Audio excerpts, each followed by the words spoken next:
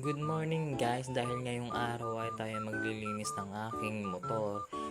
Dahil ngayong araw guys, napakadumi kasi ng aking sasakyan na pinansiservice ko sa araw-araw. Dahil putik-putik na nga, akala mo daig mo pa nag-aararo sa bukid. Ayan guys, hininis ko na nga mismo yung aking motor at araw-araw ko itong ginagamit. Kasi kapag aalis ako, gusto ko lagi malinis ang aking motor. At hindi ako papayag na madumi lagi si Bulldog. Uy, sana all si Bulldog. At araw-araw ko nga yan gusto sanang linisin, kaso pagkatamad-tamad ko nga naman linisin dyan at hindi ko nga siya malinis guys. At ito nga kapatid ko, inutusan ko pa nga dyan para timbaan ang aking timba na isa pang gagamitin para malinis ang aking motor.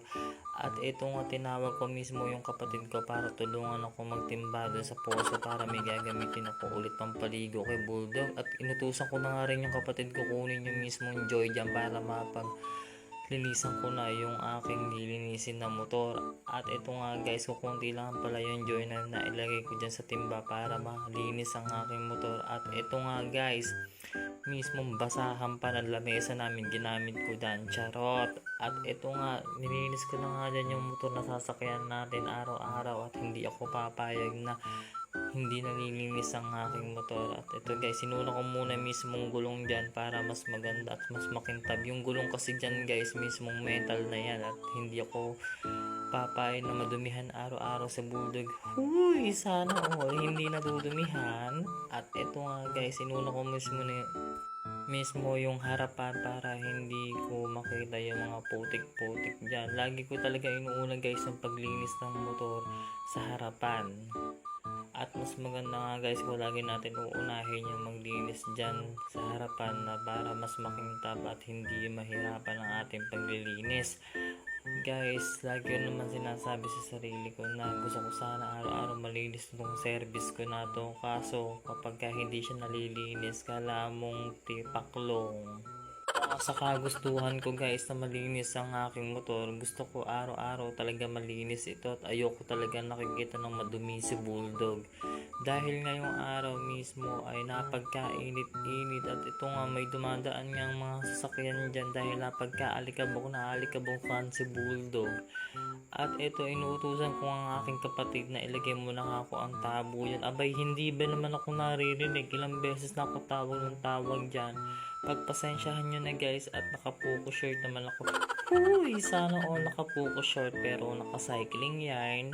At ito nga guys, medyo iniipit-ipit pa natin ang bahagya. At ito na, nilalagyan ko na mismo panlinis yung pinakahulihan ng gulong para hindi siya madumihan at masabunan ng mabuti. Lagi ko talaga nililinis dyan yung mismong likuran ng motor at gusto ko talaga malinis din ang likod para mas magandang tignan kapag binanlawan ito guys. Guys, mismo ito din ang nililinis ko yung upuan at hindi ko din talaga masyadong nililinis yung upuan dahil gawa nga kasi yung upuan ng motor ko is butas-butas na at papalitan ko na mismo ng cover yan kapag nagkapera ako. Huy, sana all may pera. At ito guys, piniikot-ikot ko pa nga dyan yung gulong mismo para mas makuha natin yung mga alikabok at mga dumi dyan sa gulong para makuha natin at mas malinis lalo. At ito nga mismo nililinis ko pa nga ng bahagya-bahagya yung harapan para hindi masyadong madumi at hindi makita kunwari yung dumi dyan sa harapan ng ating gulong. At ito, binuhos-buhos ko na nga yung timba dyan guys para hindi siya maalikabukan ng mabuti. At ito na nga guys, binanlawan ko na nga siya dyan at unti-unti ko siya minabanlawa. Medyo hindi ko masyadong binubuhusan, baka ako mabasa yung sponge ng motor. Ano yung sponge?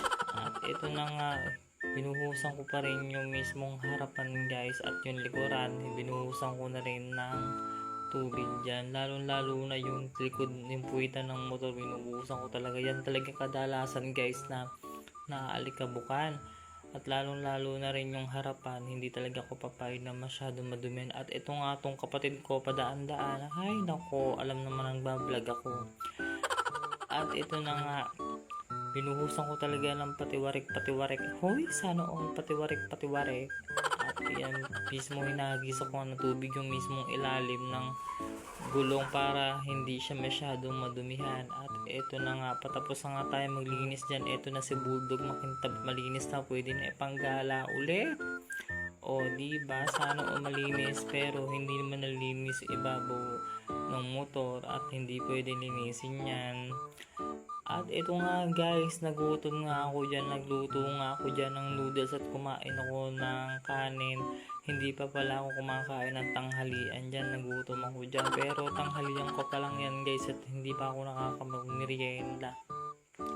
Anong oras na ako kakain dyan. At ito napapaisip nga ako, nag-aantay nga ako kung anong oras nga kukulo ang pinapainit kong tubig na yan na siya kung iuulam ang noodles. At nahulog pa nga yung noodles, kakalaro ko at kakaplex ko ng noodles. Noodles lang pala ang ulam, pero masarap kaya yan, wag ka. At ito kumukulo na at binuksan ko na nga mismo yung kaserola dyan. Ako kumukulo na at niligay ko na nga rin dyan ang noodles para mapakuluan na at kumukulo na ang noodles. At ito sabay na rin tayong kumain ng pagkaluto at hindi ko na sa inyo na ipakita kung luto na ba o hindi. At gutom na ako dyan sa part na yan. At niligyan ko na nga ng noodles at nagpapasalamat ako kay Lord kasi may ganito pa tayong ulam sa araw-araw. At eto, kain po tayo guys with chili oil na ginawa ng aking hipag. At pagkasarap-sarap nga niya gumawa ng chili oil. At niligyan ko pa nga ng konting noodles dyan guys. Eto, niligyan ko nga siya ng maraming sabaw. At eto, chili oil na lihing-lihidig mo pa buntes. Charot. At niligyan ko nga ng noodles na konti. Yung bibigyan ko yung kapatid ko. Sabi ko subuan yung pamangkin kong maliit na si Albi. Sabi ko bigyan niya para naman makakain sila parehas. Kapag may kakain talaga ako, gusto ko kumakain lahat. Gusto ko ganyan. Meron kahit kaunti, bibigyan ko sila. At ito nga, unti-unti ako kumakain. Kain po tayo guys. Kahit noodles lang ang ulam with chili oil. Ganang-ganang nga akong kumain yan kapag meron chili oil. At ito nga, tinawag ko na nga yung pamangkin ko or yung kapatid ko para kumain na sila, para makakain na din sila. At ito, gutom na nga ako dahil hanggang palang anong oras pa lang ako kakain ng tanghalian at hindi ko alam kung hindi na ako makakain, makakatulog na ako. Ito guys, patingin na ako at gutom na nga ako dyan. Halos napapagod na rin ako dyan guys.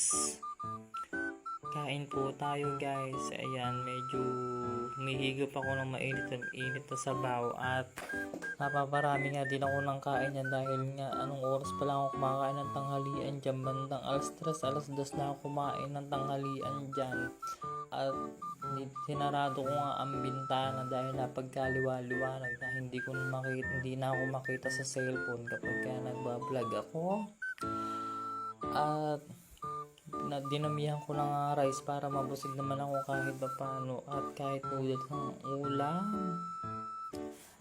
At pinlex ko pa nga dyan yung mismong chili oil gawa ng hipag ko noon kasi napakadami niya, ngayong konti na lang.